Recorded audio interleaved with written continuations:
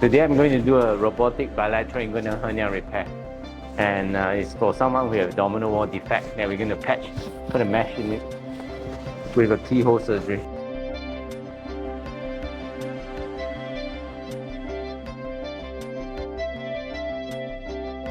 Enough, not too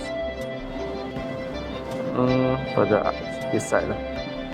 So we are inflating the tummy with the gas, so that it's a CO, carbon dioxide. Then so that we can put the throat gas safely, all the instrument, without injuring all the intestine. Okay. Some people don't use the additional, they put everything inside.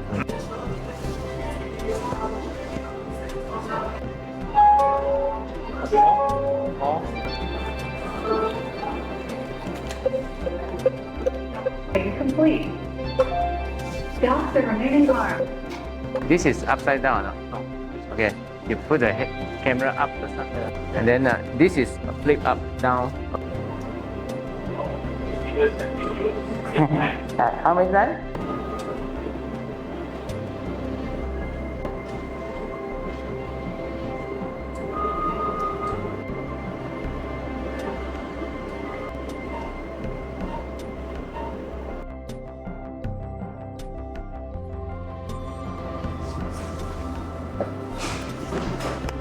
Okay, I just completed a robotic bilateral inguinal hernia repair with mesh, and it went well. I'm very happy with the result. And with a normal laparoscopic surgery, I would not be able to do what I did just now, where I can suture the defect nicely, because this area is very difficult to suture with even with a normal, simple, straightforward laparoscopic instrument, which there's no wrist movement like what I have. Stable.